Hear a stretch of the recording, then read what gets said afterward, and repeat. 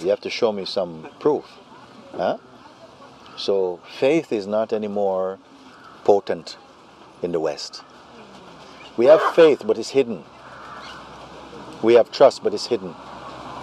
When you go to a restaurant, you trust that the person's cooking the food wasn't blowing his nose and this is trust. It's a kind of faith or blindness maybe. Huh? Or you get into a car, into a taxi, he didn't just have a fight with his wife and he was going to crash the car. There's a lot of faith, but it's placed amongst trivial things. But you say something. You're asking me, in the version that I have just mentioned, which is that if there is a supreme, is there a supreme being which is one, always one, and all of its manifestations who appear to be two, three, many and plenty are still expressions of the one. And although they may appear to have private and individual choice, this apparent private individual choice is just expressions of the one. Is that true? And on top of that she says, because if you say so, I will maybe believe it. Okay, it is true.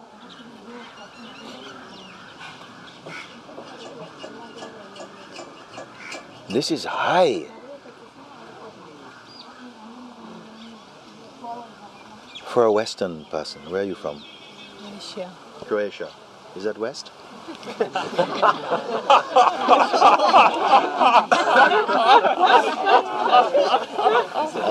Not really. For foreigners, yes. Yes. For someone outside of, the Caribbean, Africa, India, to think like this. Because mostly we want proof, we want a bit more. Hey, Someone with a faith like this. Sometimes we think faith is very for naive people, peasants, ignorant people. We don't understand because you think an ignorant person maybe believe that this tree is God. So for Westerner, what you talk about, I'll cut that down and sell it. Your God will end up in Ikea. Okay? And we don't feel no way about that. Yeah? Because you are stupid people, you believe that this is God. But it's not the thing that he believes in that is power. It's the belief itself is the power. The belief is the power. Not what I believe in. Therefore, Lord Krishna say, in whatever form you put your attention to believe in, all those forms of worship come to me. Me being what? The Supreme Being. If you believe in goodness, and you believe that goodness, my God of goodness is this biscuit, okay? I worship you. You are my God of goodness. That worship comes to Krishna. Meaning, come to the Supreme Being. Don't worry about it. Doesn't matter what name you call. Huh? What is important is your devotion. The Western mind generally cannot accept this. You worship a biscuit? Yes, it's not a biscuit. This actually is God. Oh, yeah, okay. You put on this white jacket and you go in this room. We'll talk to you in a minute. They will not accept this thing. But you say, if I say to you that all of this and every one of us are expressions of one supreme unicity, then I will believe it. This faith I've not seen. And I will tell you, this is the highest. This is the highest attitude that you can have. This is the highest attitude. With this attitude, nothing will harm you in this manifestation. Nothing will harm you. This is must be only a pure-hearted being will have this attitude. Look what she say. If you say so, I will believe it.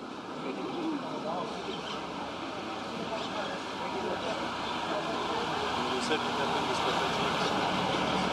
You said it happened with you and Papaji. Well, This belief, this trust.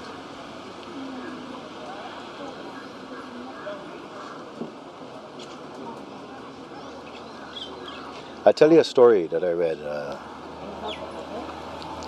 in the Bible.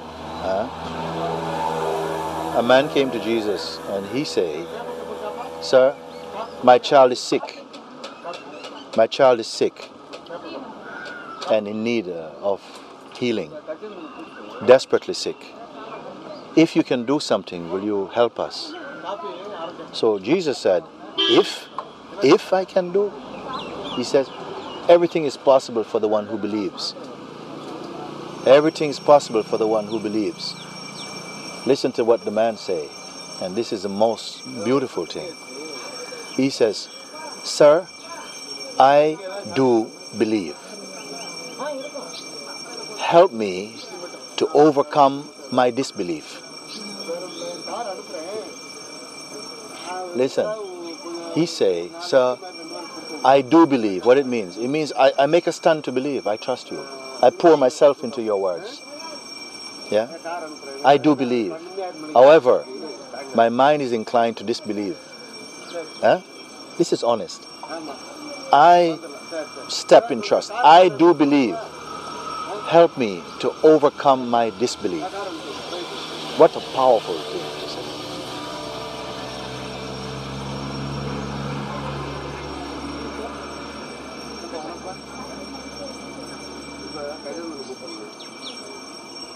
So this type of attitude, I prostrate to that attitude. I prostrate to that attitude. Let's say, I trust this. Before I was not clear enough.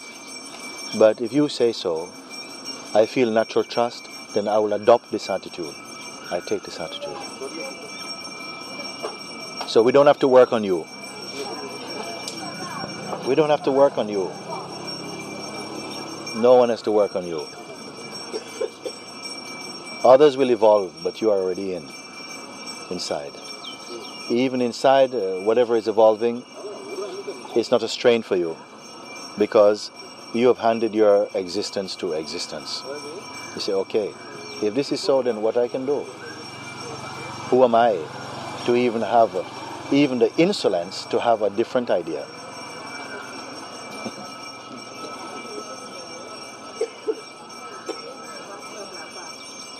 Beautiful. What beautiful thing you say. Thank you. You can stay, we are getting up. This is for me?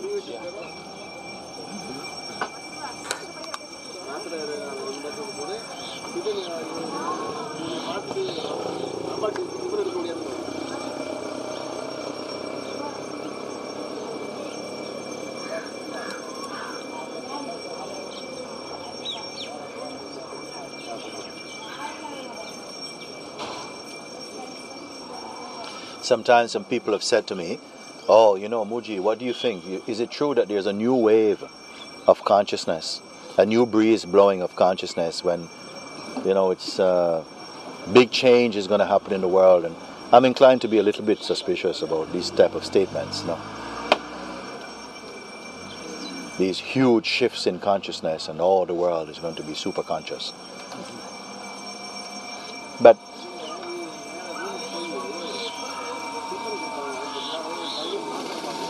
I see that even some movement of grace is revealing itself somehow, because even through medias like YouTube and stuff, so many people are coming where they're coming from.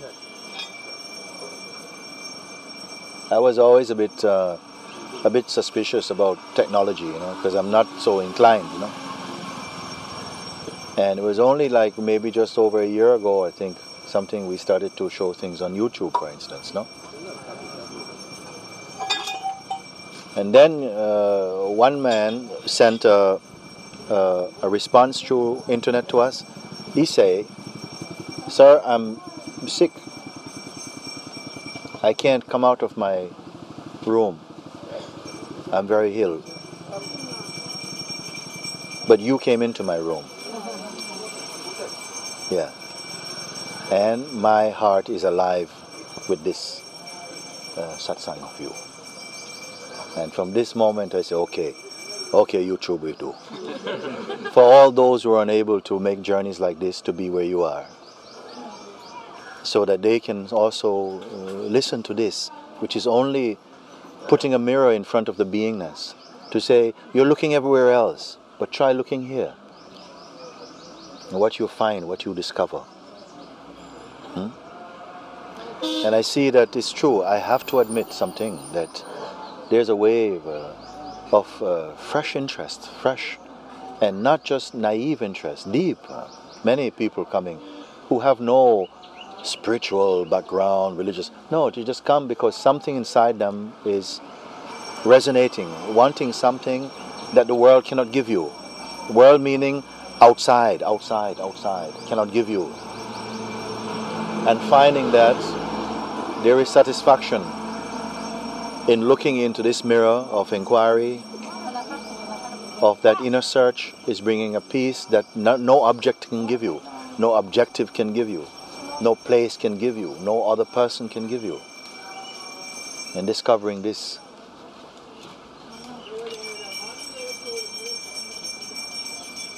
And also beyond this, that it's not just a passing experience. Some people say, oh, it's okay, but after a while it fades. Yeah, maybe for many. But then some it did not fade. Doesn't fade. This is why I asked you, can this fade with time, with location? Will you go someplace where this is less what it is than another place? Please confirm.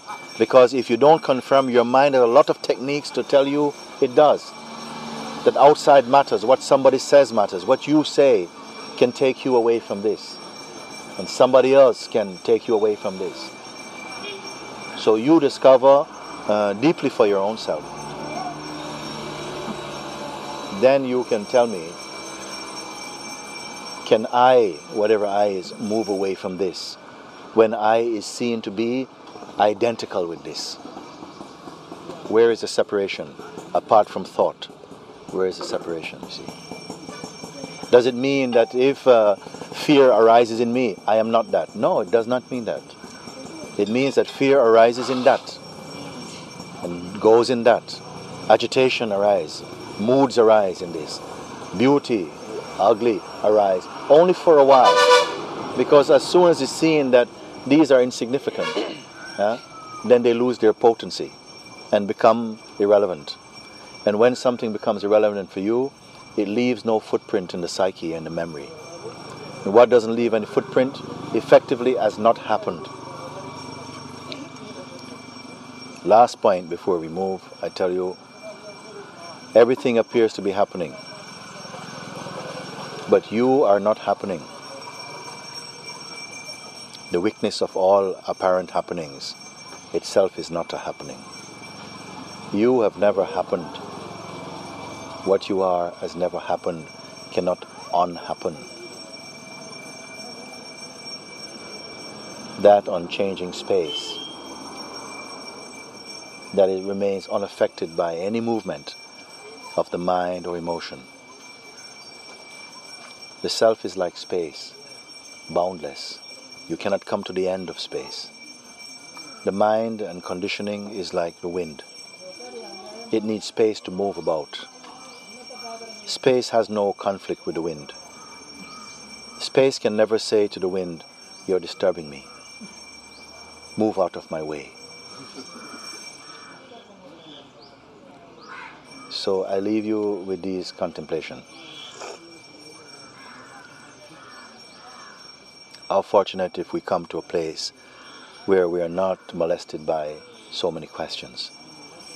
Can this question find some space to happen in you and to reveal its own mystery, its own power? There's no need for us to continue collecting more and more information, only to reach the informationless being.